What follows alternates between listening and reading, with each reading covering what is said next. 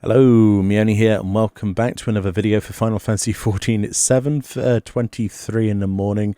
I've been up since 1 o'clock in the morning, actually. A lot before then. I woke up at about 8 p.m. to make sure I watched that. So I stayed up to have a look at the live letter for you, as well as the showcase. Hopefully you enjoyed the showcase summary I did. I've got a live letter summary for you now, so there's not much to talk about, which is very surprising.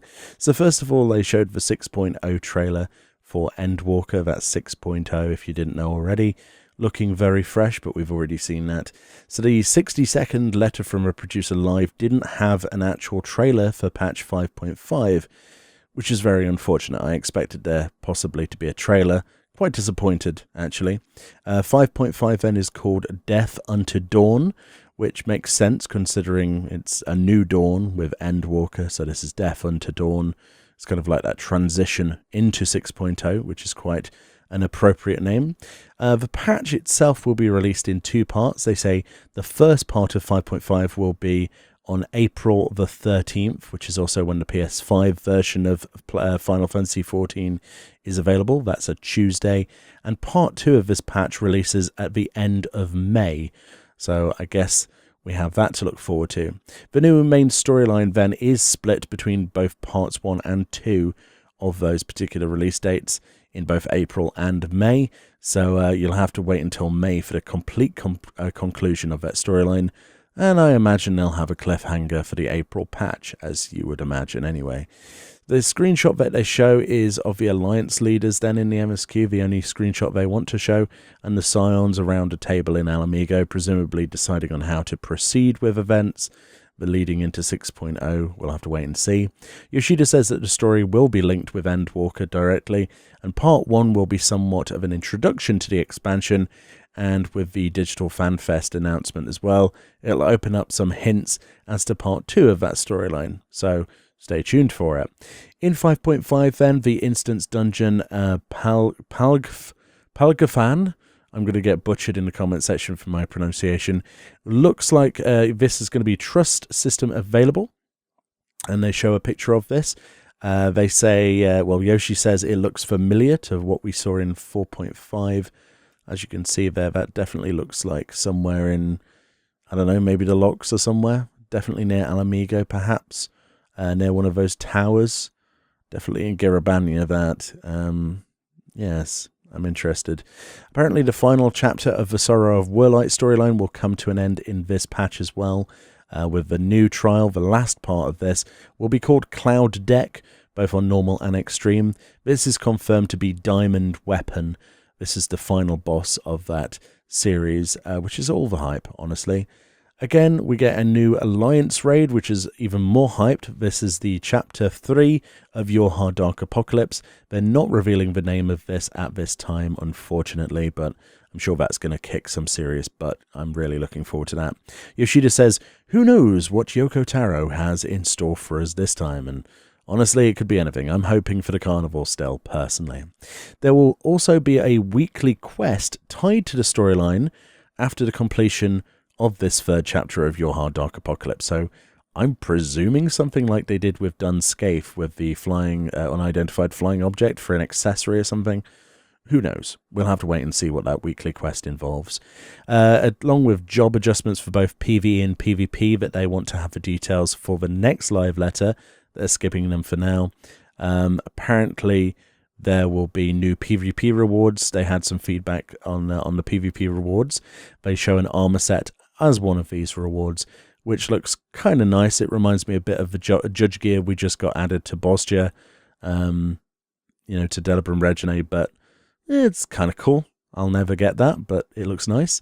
So then we have a scene here talking about 5.45. They recap how you're required to complete the Save the Queen story quests. The requirements up to 5.35, they say, will be eased. Upgrading will still be possible whilst playing through the Bosnian Southern Front. This is basically them posting this after we've all complained that they didn't tell us that we could do Bosnia as well as open, that we can't do the open world all the way through. Yeah, it was a bit of a strange one. Upgrades in 5.45 will require story quests up to 5.35. It says upgrades in 5.5x, obviously 5.55, will also require completion of the story quest from 5.45. They're basically admitting here in this slide that Castrum Changes has become a bottleneck to actually even complete a resistance weapon, along with Delibram Regine as well now. It's very difficult to find people to do Castrum with, as they say here, and they're admitting that. They say the way that around this is they're adding additional rewards in a hotfix in the future to Castrum Changes. Me personally, I feel like this is trying to be, well, it's damage limitation, isn't it? Let's be honest. It's adding more rewards in the idea to entice more people to do it. But personally, I don't think this will really help, especially considering the news that you'll have in a moment. They're also aware that methods outside of Bosja to farm relic items is easier than Bosja. By methods, they mean doing fates, which is what was planned. And we all thought that that was intentional, the fact that it was faster. This too will be addressed in a hotfix, which means if you want an easy relic step at the start of your relic, you should probably go farm those fates before the hotfix actually comes live. That's kind of unfortunate. It's like, yes, this is the problem we have with Bosja. By the way, we're going to make it harder. Right. Okay. Right. So the final stage of a resistance weapon will be in patch 5.5. This will require the completion of the Save of the Queen storyline and the instances, which they're definitely trying to harp on about. The new area will be added finally to the Bosnian Southern Front. This is called Zadnor. Literally Zadnor, Z-A-D-N-O-R. That's the new area for the resistance weapon storyline. Very interesting. So yeah, they want to encourage people to go and do Castrum Changes, but they're adding a new zone. Yeah, okay, that's some interesting logic personally right there. In 5.5, we'll get a new Unreal trial then. This is completely secret for now. They don't want to reveal it, but to look forward to it. Anything is better than Titan, I suppose. Crafter updates, we're getting more challenging expert recipes, which will require high-level equipment and expert use of crafting skills. Players will earn achievements and unique crafting tools. Very interesting. So I guess we'll look forward to that. Gatherers get an update. Apparently maps are opened via the gathering log, will indicate areas where gathering points will appear. And the achievements will make crafters stand out in this particular patch, they say. As it is endgame content, they have something worthwhile planned. I guess it's time to craft again. A list of fish will also be released at fishing holes, is also added to the fishing log as well. In regards to the Ishgard restoration, there's another update. Apparently the Firmament will periodically celebrate its completions. During this period of time, the locals will hold fates and parties, like street parties. That's what fates mean in this particular context. That's kind of cool. There will be a new custom deliveries client, presumably added to the Firmament as well, like I predicted it would be. And there are also story quests added to the Firmament as well. Time to catch up on that storyline, but I still haven't done. There's the Triple Triad update, which adjusts the use of 4-star cards in decks. The acquisition rates will also be adjusted, and a reward will be added finally for obtaining all of the Triple Triad cards currently available. I wonder what that will be. Explorer mode gets an update. This is quite hype for me personally. They added level 70 dungeons to Explorer mode. That's going to be quite fun. Level sync and item level sync have also been able to be disabled if you wish to, and instruments can now be used in Explorer mode, so we can go through level 70 dungeons like, I don't know, Stormblood's Alamigo dungeon and play some music. That would be quite funny. Miscellaneous changes then. New indicators for bosses whilst in ocean fishing will be added, and a new instrument will be added to the performance feature, but they're not showing it right now. A reward for obtaining all of the trial mounts from 5.x will be added. They actually show a picture of this, which is a giant robot plane dragon, which is kind of amazing, isn't it? Finally then, we have the new Ultimate trial. This is confirmed now to be the Dragon Song War Ultimate. That does confirm then that it's Dragon-y related. Apparently reimagining the Dragon Song War with what-if scenarios. Originally this was planned to be released in 5.55. Unfortunately this is now delayed due to COVID. It's in a 70% completion state apparently. They apologise heavily. but this will be delayed until 6.1.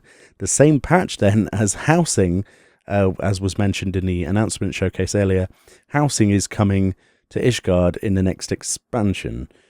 So I guess stay tuned for that and enjoy the lag on patch day for the Ultimate and Housing at the same time. Very interesting choice of date. So the second part of the live letter was with special guest lead project manager Shoichi Matsuzawa. Sorry if I butchered that name. And they talked about most of the duties of project management, with Yoshi P saying that it's basically everything Yoshi P doesn't want to do. But for the most part, that was the live letter in a nutshell. And yeah, it had some interesting bits. For the most part, it felt a little bit lacking, but that might be simply because the announcement showcase for 6.0 was so amazing. Nothing could compare to it. Ultimately, though, it came to a pretty abrupt end after the second hour. It was mostly just looking at how things work behind the scenes with organization and planning with things between, people. It was, in my opinion, more focused on, the target audience being someone who knows about this stuff already than anything else. It's not really something I would have probably said was in the general interest of the consumer, but it is what it is. Some people might have interest in that side. I personally do not. But that's pretty much it for the live letter. Hopefully you enjoyed the summary, and hopefully I saved you a little bit of time. I'm personally looking forward to 5.5, but at the moment, from this part 1 of this live letter, of which wasn't really containing that much, I'm looking forward to seeing what else they have to talk about in the next live letter, because I'm sure there's much more than this, and I'm certainly looking forward to a trailer, that's to say the least. Much love, and I'll see you all next time.